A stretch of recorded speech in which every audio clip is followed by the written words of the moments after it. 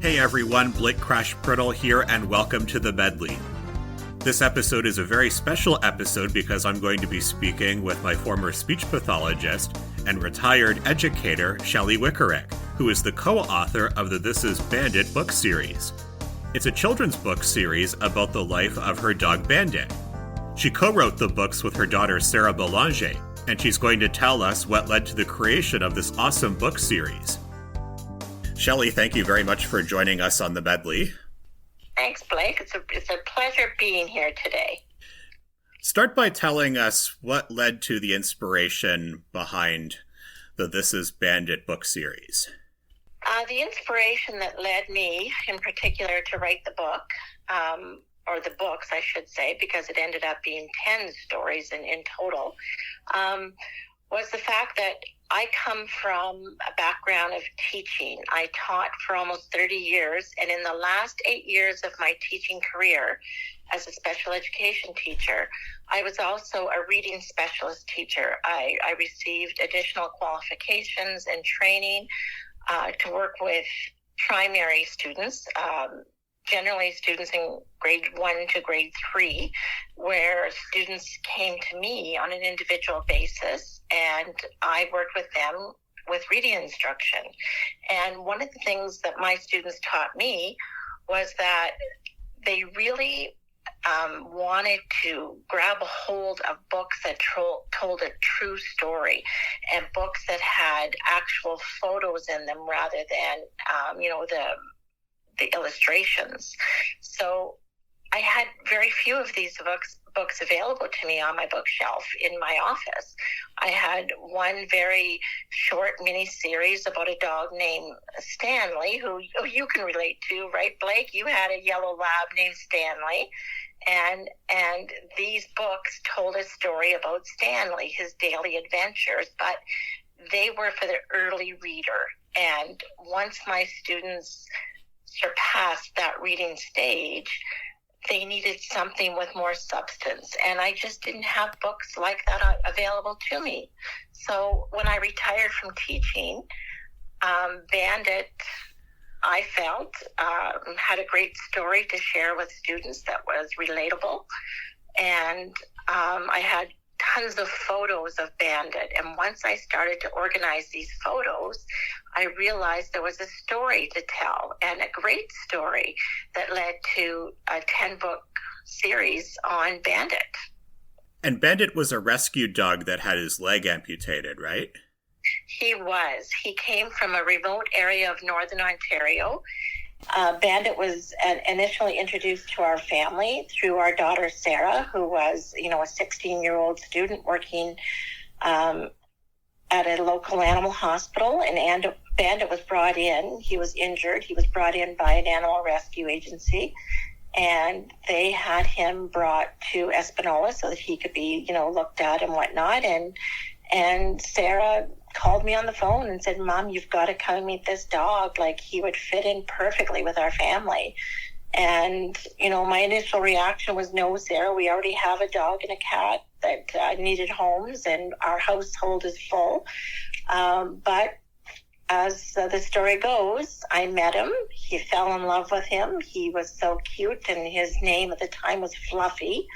We decided to bring him home for the weekend, and he got to enjoy a family ice fishing weekend with us, and he fit in beautifully with our other dog, Patches, and our cat, Subi. He just quickly became a member of our family. Well, I have good memories going to your house in particular, going ice fishing and playing with the dogs. Our family dogs used to play with yours all the time, with Patches and Sasha, and I don't think they really played much with Bandit, but I remember Bandit quite well. Yes, and when he arrived on our doorstep, he had 4 legs, but unfortunately, his right front leg had been so badly injured while he was a homeless pup that there was no other choice but to amputate that leg, because he was just in constant chronic pain. And the vet had, at the time, had hoped, there was a way to save the leg, but there just wasn't. So Bandit became this 3-legged dog who lived his life with a disability, and he lived it really well. So what else can people expect when they read the This is Bandit books?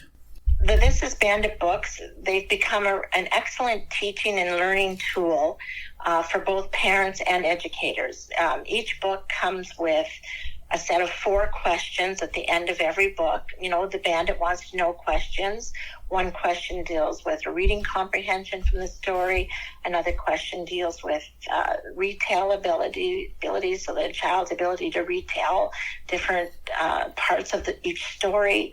There's a question that is related to the emotional connection with the book, so emotional awareness. And the last question is always predicting future events of what might happen next in the story. The books are very relatable. They focus on sometimes some difficult topics, such as homelessness, injury, adoption, family, his amputation, his disability. There's talk of cancer in one of the books because one of our cats has cancer. Sarah's horse has cancer.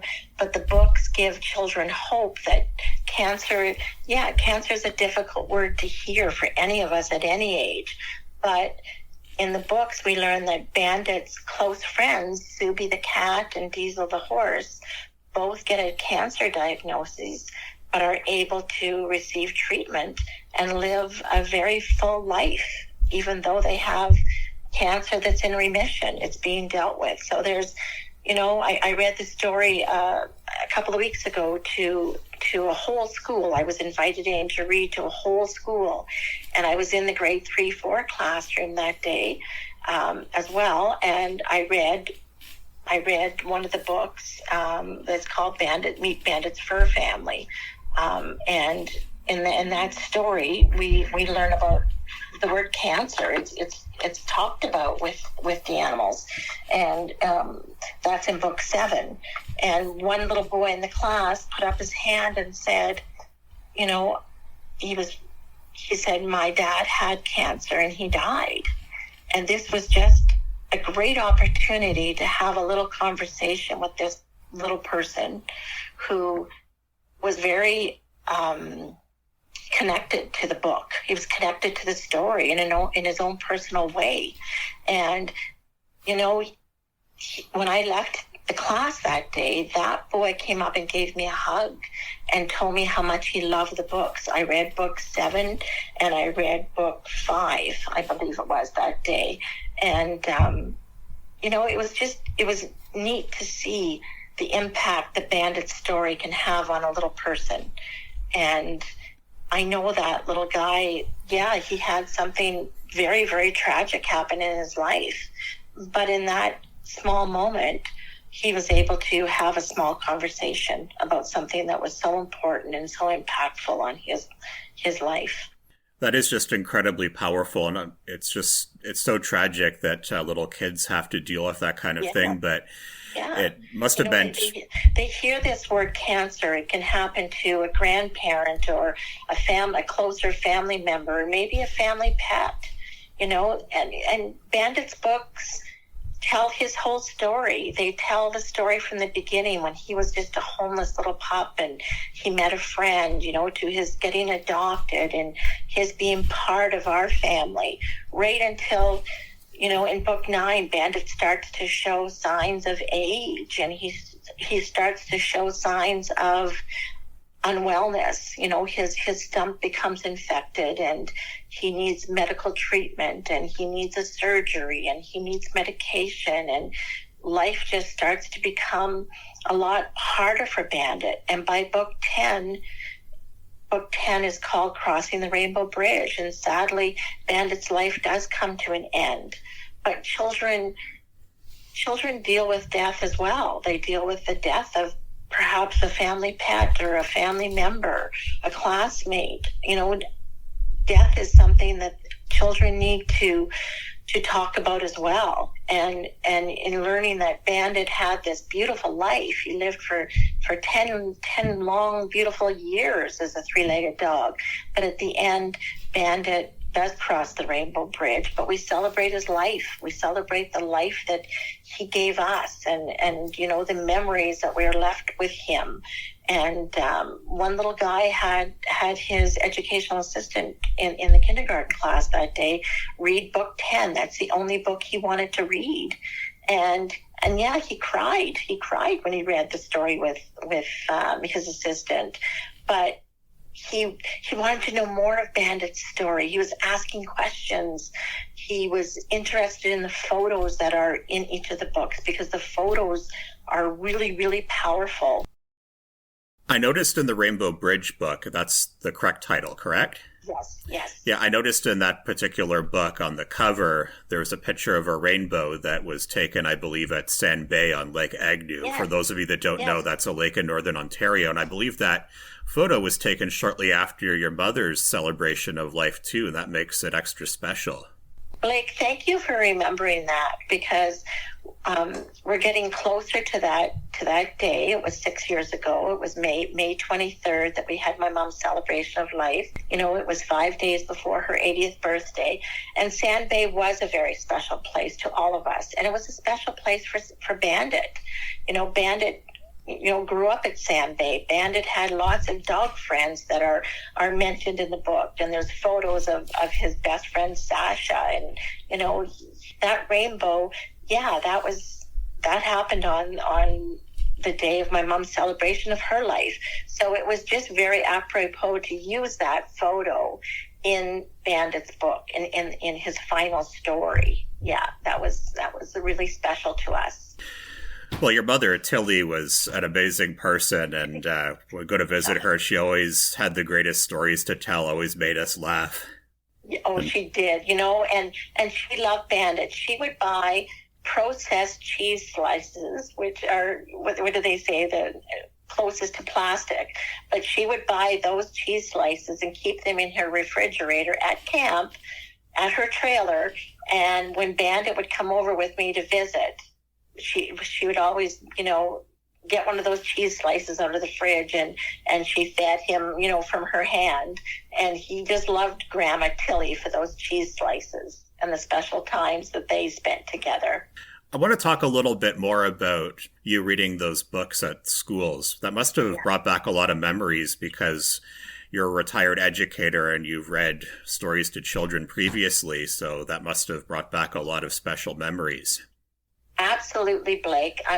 Retiring was very difficult for me. I grieved. I grieved for quite some time. The loss of my connection with students and being in the school. And it was my happy place. I loved being a teacher for, the many years that I was. And I have a lot of great memories. And being invited back in now as a guest and having this great opportunity to share Bandit's story with these young children. I mean, 2 weeks ago, I was in an entire school, right from kindergarten to grade 8. I spent my entire day traveling from class to class, and each experience was its own experience. And I left that day knowing that Bandit's story had an impact, but so did I. My students over the years, they had a hard time pronouncing my last name. It's Wikiruk, and they would call me Mrs. Wikiruk, and I earned that name, and I love that name. And, it was on my classroom door. And when I was in the school reading Bandit's story, I shared that story with the kids, and they had a good little giggle over that name that my students used to call me. And when I left that day, I had several students, say, "Bye, Mrs. Wikiruk. We really loved Bandit's story," and they couldn't wait for the school library to have the book ready and for students to start taking out and reading, because the stories are that special. Not many people know this, but you and I worked together as well. You were my speech pathologist in kindergarten, and I didn't call you Mrs. Wikiruk. I just called you Aunt Shelley. That's right. But prior to becoming a teacher, I worked for 11 years in the field of speech therapy, and my title was Communicative Disorders Assistant. And I worked for the public board at that time. I loved that role just as much as teaching. I was still teaching. Technically, I was teaching speech sounds and language therapy, and that was a rewarding job as well. Yeah. And, I've been really fortunate with the book. Like writing Bandit's book was one thing, and collecting all the photos and doing the proofing and the editing. Like your mom was instrumental in me getting these books to where they are today. But so was someone like my dad. Like my dad's 93 and he was my proofreader. He'd read each book as I finished it. And I remember him saying to me, like, wow, Shelley, these are really great. I love how big the print is and the story is great. And he said, I think someday you're going to make yourself something out of these books, like you're going to be famous. And I said, well, Dad, I'm not looking for fame. What I am looking for is sharing Bandit's story with as many people who are willing to listen as possible. So I've been lucky with my marketing of the book. I mean, I have it at local stores in Espanola. Ideally, we would like to see Bandit's books in public libraries, in schools, at children's treatment centers, children's cancer centers, children's hospitals, just as many places as possible. We've only printed 100 sets of the book. And so far to date, we started in December of 2024.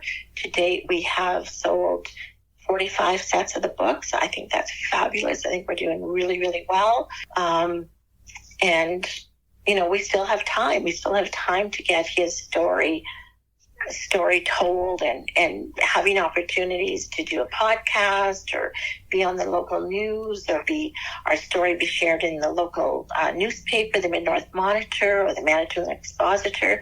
Those are all opportunities for us to share Bandit's story and for people to purchase his set of books and enjoy them in any way they can, whether it be at home or next to a child sitting in a hospital bed or a public library.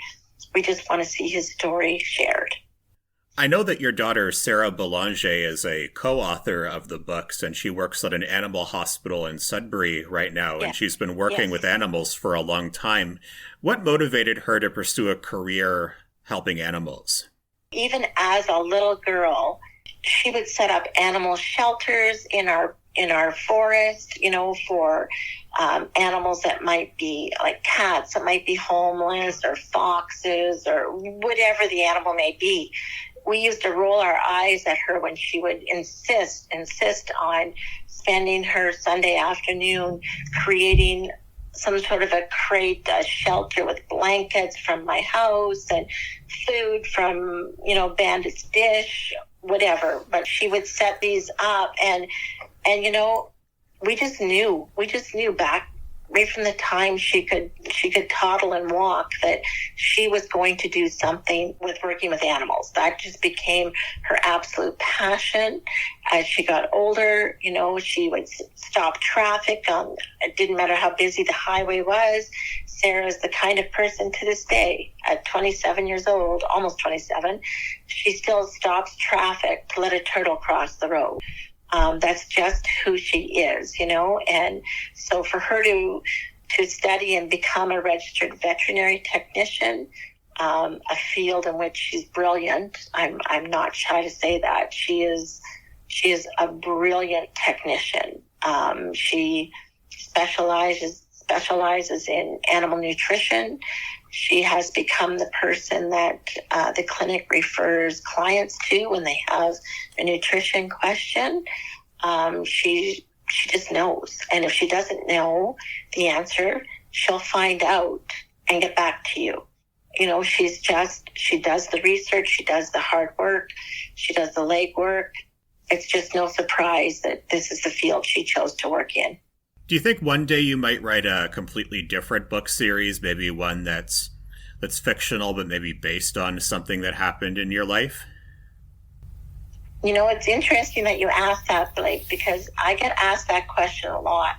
Now that I'm a published author, which is, the words still sound foreign to me when I say them out loud. But people ask me that a lot, if I'm working on something else. And before I started the book series about Bandit, I started journaling in great detail about my father's life, my mother's life, history. I wanted to record it so that I would never lose those memories. I would never lose those stories that were told to me again and again and again. And I wanted to make sure I had them kept in a special place where, someday my kids can read them and remember Grandma and Papa and us, So I've been working on this story, this life story, but it's not something I want to share publicly. It's just something I want to keep privately. But I really enjoy writing in that journal. I enjoy adding to it. It's become a real work of heart. And, sometimes there's good memories in there, sometimes there's bad memories, but it's a safe place for me to put my stories. And it's been ongoing now for about, I'd say 6 years. I've been started probably since my mom passed away, because I realized a lot of her stories died with her. And I wanted to try and save as many as I could, as many as my dad could remember, that I could remember, and just keep a record of them for my kids' sake. So that's the story that I've been working on. Wonderful. Well, Shelley, it was really nice to hear from you again, and it was great to have you on the Medley, and I look forward to reading that book series myself. Thank you so much, Blake, and thank you for being part of Bandit's story. And that was Shelley Wikiruk, the author of the This Is Bandit book series. The book series is now available to purchase on Amazon. Until next time, here at the Medley, we're all kinds of different.